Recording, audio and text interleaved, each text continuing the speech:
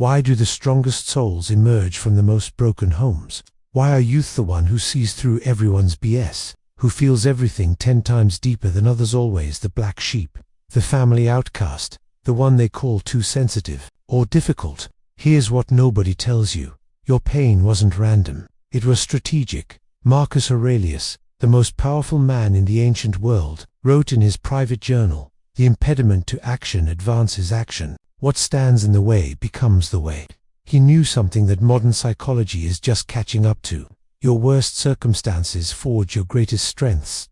Think about it. While your siblings got the easy road, you got the boot camp. While they learned to people please, you learned to stand alone. While they stayed comfortable in illusions, you were forced to face brutal truths that most people spend their entire lives avoiding. Your dysfunctional family didn't break you, it forged you.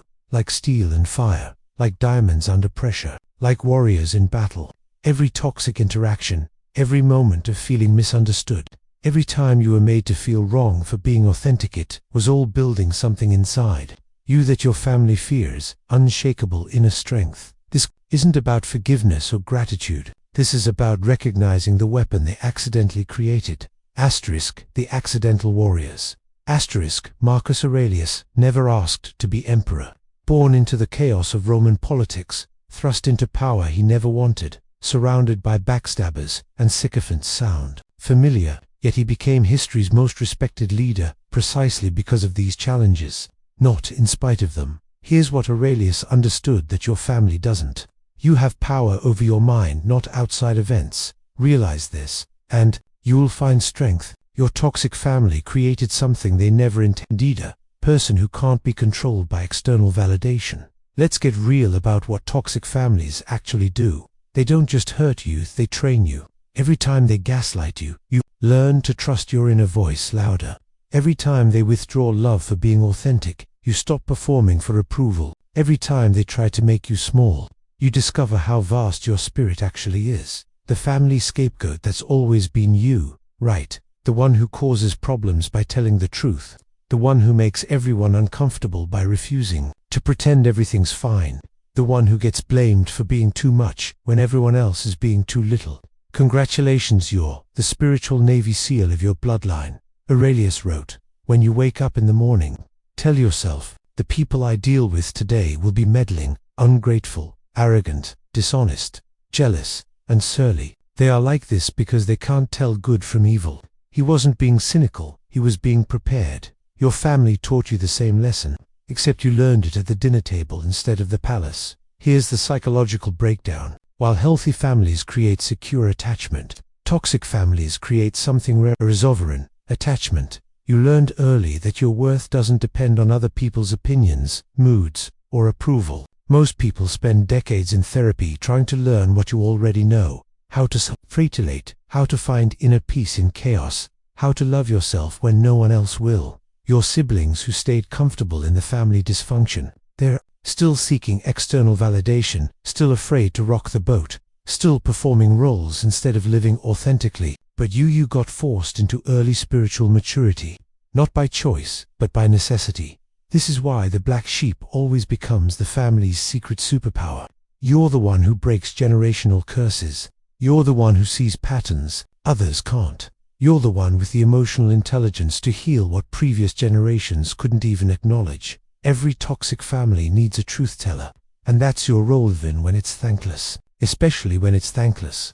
Aurelius knew this too. The best revenge is not to be like your enemy. Your revenge isn't cruelty, it's becoming everything they said you couldn't be. The gaslighting taught you to question everything, which made you a critical thinker. The emotional neglect taught you self-sufficiency. The constant criticism taught you to validate yourself. The chaos taught you to find calm in any storm. They were trying to break you, but they accidentally built you. This doesn't mean the pain wasn't real.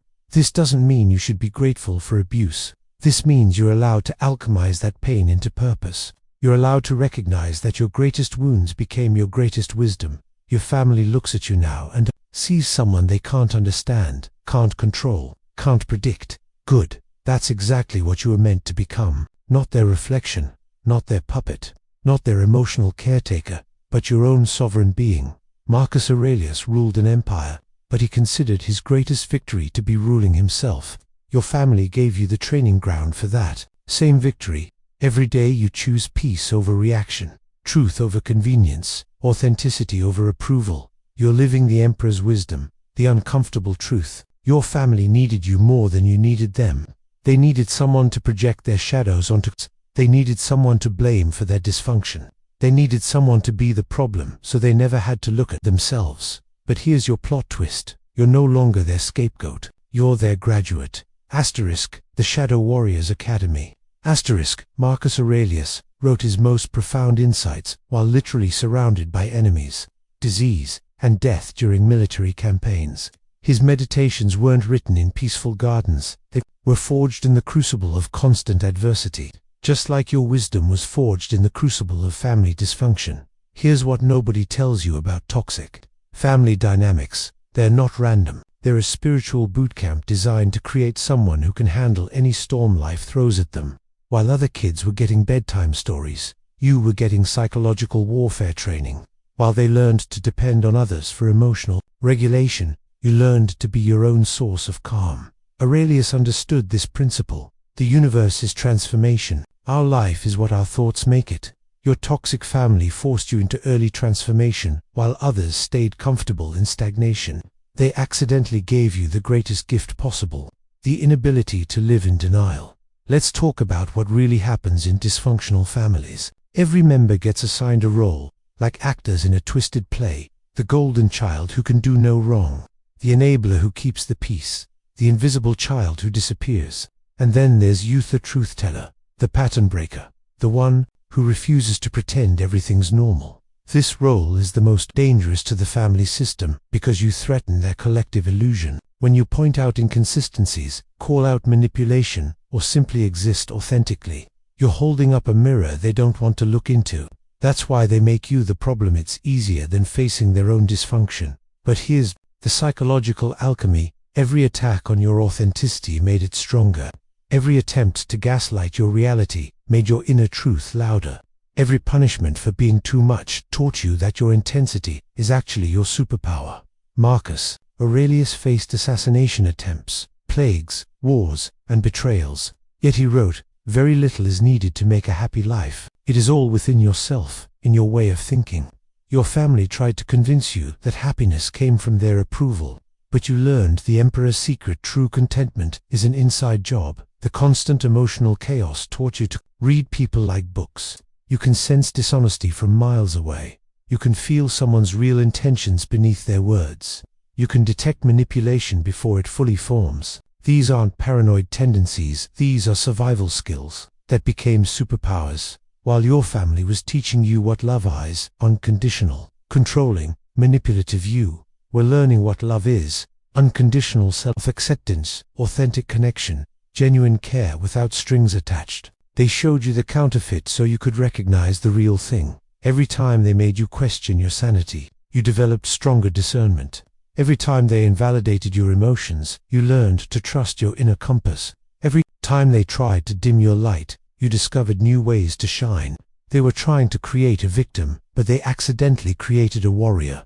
Aurelius knew that external circumstances don't determine internal peace. He ruled during one of Rome's most turbulent periods, yet maintained philosophical calm. Similarly, your family's chaos couldn't touch your core self, the part of you that knows your worth regardless of their opinion. The psychological term for what happened to you is post-traumatic growth. While trauma damages some people, it actually makes others stronger, wiser, more resilient. You didn't just survive your family dysfunction, you evolved through it. This is why you often feel like an alien in normal, functional relationships. You've been training for emotional Olympics, while others were playing checkers. Your capacity for depth, authenticity, and genuine connection is intimidating to people who've lived surface-level lives. Your family looks at you now and sees someone they can't recognize, someone who doesn't need their validation, doesn't fear their disapproval, doesn't play by their toxic rules. They created their own worst nightmare, a family member who's psychologically free. But here's the deeper truth. You weren't just healing yourself through this process, you were healing your entire bloodline. Every pattern you refused to repeat, every toxic cycle you broke, every time you chose authenticity over approval. We're doing spiritual surgery on generational wounds. Marcus Aurelius wrote, "The soul becomes dyed with the color of its thoughts." Your family tried to dye your soul with their darkness, but you learned to generate your own light. That's not just healing, that's alchemy. The immunity protocol. Marcus Aurelius developed what he called the discipline of desire, the ability to want what happens, rather than demanding that what you want should happen. Toxic families accidentally teach you this same superpower by making you want their love so desperately that you eventually learn to stop wanting it at all. Here's the paradox. Your family created by withholding unconditional love. They forced you to find it within yourself.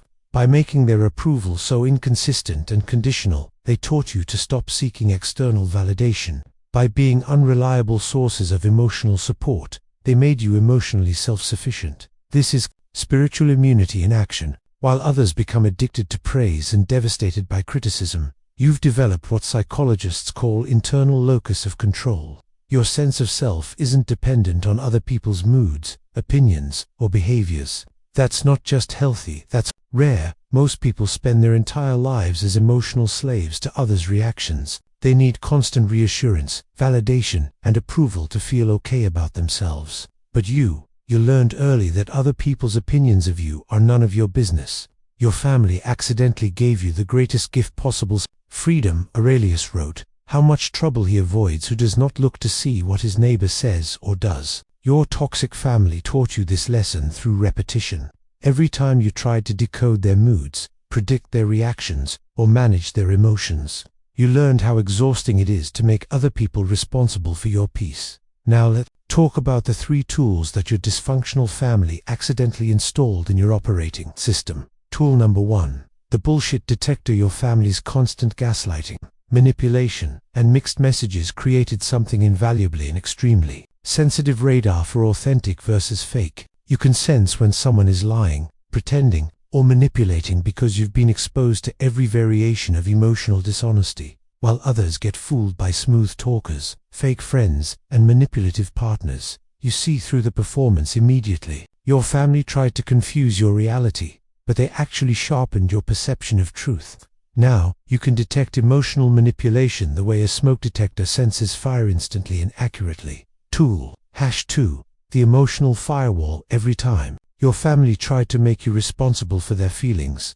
you learned to build psychological boundaries. When they blamed you for their anger, you learned that other people's emotions belonged to them. When they tried to guilt you into compliance, you discovered that guilt is just manipulation wearing a fancy outfit. This doesn't mean you became cold or unempathetic. It means you learned the difference between caring about someone and caring for someone. You can have compassion without taking responsibility. You can love people without fixing them. You can maintain connection without losing yourself. Tool number 3. The self-supply system. Perhaps most importantly, your family's emotional neglect forced you to become your own source of comfort, validation, and love, while others learned to seek these things externally. You developed what Aurelius called the citadel within, an unshakable inner fortress that no external circumstance can penetrate. You learned to celebrate your own victories because no one else would. You learned to comfort yourself in pain because no one else could. You learned to trust your own judgment because everyone else's was unreliable. Your family's failure to nurture you taught you to nurture yourself. The result, you became psychologically antifragile. While stress breaks some people down, it makes you stronger. While chaos overwhelms others, you find your center in the storm. While criticism devastates most people, you use it as information rather than identity. Marcus Aurelius faced betrayal from his closest allies, yet wrote, "The best revenge is not to be like your enemy." Your family tried to make you toxic like them, but you chose to become their opposite. They showed you what manipulation looks like, so you became authentic. They showed you conditional love, so you learned to love unconditionally. They showed you emotional chaos, so you cultivated inner peace. This immunity isn't about being hard or disconnected. It's about being selective. You're not available for everyone's drama anymore. You don't absorb other people's dysfunction. You don't try to fix what isn't yours to fix. You don't chase people who don't appreciate your presence. Your family thought they were breaking you down, but they were actually building you up. Every toxic interaction was strength training for your spirit. Every manipulation attempt was practice for recognizing red flags. Every moment of feeling unloved was preparation for unconditional self-acceptance. The uncomfortable truth: your family needs your dysfunction more than you need their approval. They need you to stay small, confused, and seeking their validation, because your growth threatens their entire system. But you're no longer available for that role. You graduated from their program. Now you get to write your own curriculum. The frequency revolution. Marcus Aurelius understood something that modern neuroscience is just proving. You have power over your mind, not outside events. Realize this, and you will find strength. Your toxic family forced you to discover this power early, through sheer necessity. While they were trying to control your external behavior, you were learning to master your internal state. Here's what happens when you start operating from your authentic frequency instead of your family's dysfunction. The whole game changes. Suddenly, you're not reactive anymore. You're not seeking their approval anymore. You're not trying to fix them anymore. You're just being yourself, and that terrifies them. Why? Because your authenticity highlights their performance. Your calm exposes their chaos. Your boundaries reveal their manipulation. Your self-love contrasts their self-hatred. You become a walking mirror of what they could be if they did their own inner work, and most people would rather attack the mirror than change what they see in it. This is why your growth often triggers their worst behavior. Marcus Aurelius wrote, "Whenever you want to cheer yourself, consider the good qualities of your companions." But what if your companions don't have good qualities to consider? Then you learn to cheer yourself, which is exactly what you've been doing all along. Your new frequency operates on 3 levels. Level 1. Emotional sovereignty. You no longer hand your emotional remote control to other people. When family members try to push your buttons, they discover the buttons have been disconnected. Their anger doesn't make you angry. Their guilt trips don't make you guilty. Their drama doesn't pull you into chaos. This isn't about becoming emotionless. It's about becoming emotionally intelligent. You feel everything, but you choose what to do with those feelings. You can witness someone else's pain without making it your responsibility. You can love people without losing yourself in their problems. Level 2. Energetic discernment. You've developed what Aurelius called the discipline of perception, the ability to see things as they actually are, not as they appear to be. You can sense when someone is draining your energy, manipulating your kindness, or projecting their issues onto you. Most people give their energy away unconsciously. They say yes when they mean no. They stay in conversations that deplete them. They take on responsibilities that aren't theirs. But you've learned to be energetically selective. Your time and attention have become precious resources that you invest wisely. Level 3. Vibrational leadership. Here's where it gets interesting. When you stop participating in family dysfunction, you force everyone else to either rise to your level or reveal who they really are. Some family members will actually start respecting your boundaries and treating you better. Others will escalate their toxic behavior because they can't control you anymore. This is the test. The people who genuinely love you will adapt to your growth. The people who only loved controlling you will become hostile to your boundaries. Your new frequency separates the wheat from the chaff, and that's exactly what it's supposed to do. Marcus Aurelius knew that true leadership isn't about forcing others to change, it's about becoming so solid in your own integrity that others are inspired to examine theirs. You're not trying to fix your family anymore. You're just living your truth and letting them decide how to respond. The uncomfortable reality: some family members will never accept the person you've become. They preferred you broken, confused, and seeking their approval. Your healing threatens their position of power over you. Your success makes them question their own choices. Your peace exposes their chaos. That's not your problem anymore. Aurelius wrote, "The best revenge is not to be like your enemy." Your revenge isn't cruelty or cut-off, it's becoming so centered in your own worth that their opinion becomes irrelevant. This frequency shift affects everything in your life. You start attracting people who operate at your level of authenticity. You stop tolerating situations that require you to betray yourself. You begin speaking your truth, even when your voice shakes. You choose your own peace over other people's comfort. Your family trained you for this moment without realizing it. Every time they made you question your reality, you developed stronger inner knowing. Every time they punished your authenticity, you learned to value it more.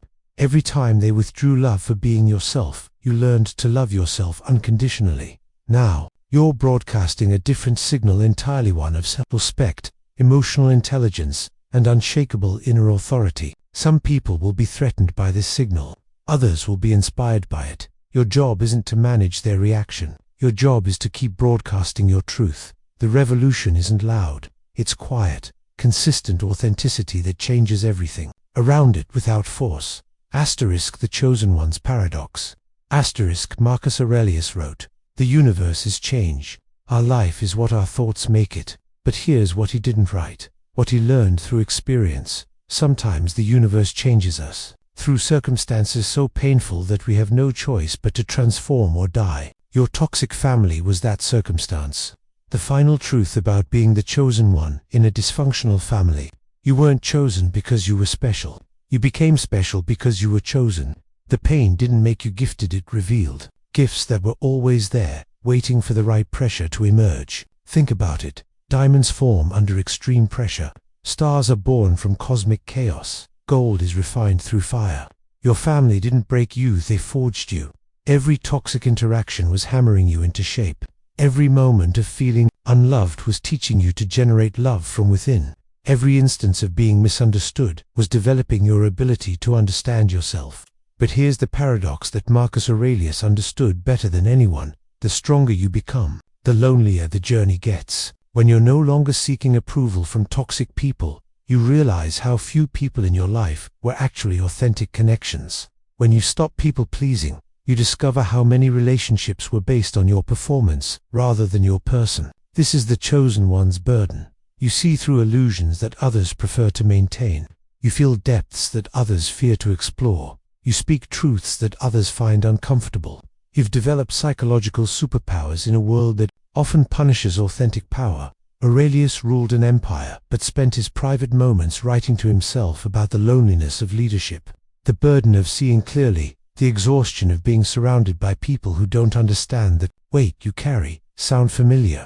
Your family looks at you now and sees someone they don't recognize, someone who doesn't need their validation, doesn't fear their disapproval, doesn't participate in their drama.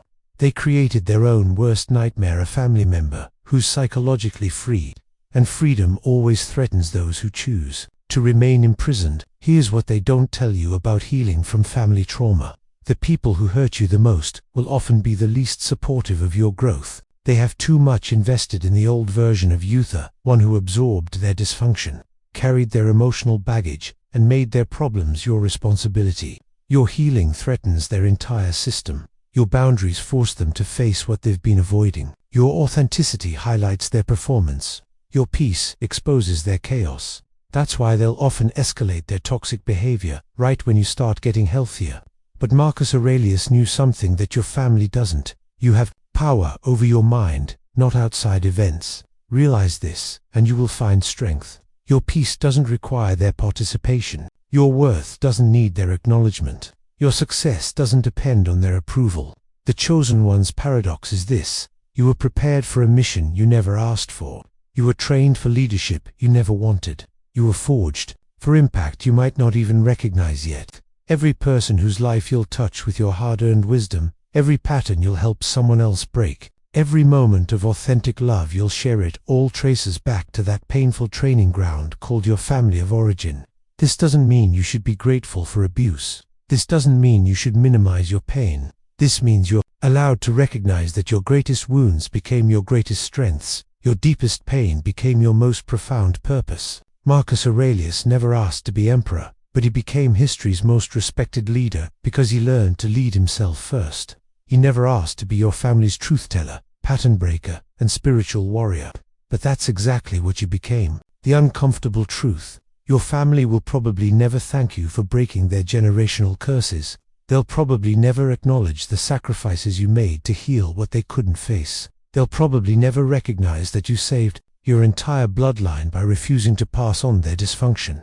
But here's what Aurelius knew. The best revenge is not to be like your enemy. Your revenge isn't recognition, it's revolution. Every boundary you maintain, every authentic choice you make, every moment you choose love over fear, you're creating ripples that will touch lives you'll never meet. You weren't born into a toxic family by accident. You were strategically placed there because your soul had the strength to alchemize poison into medicine.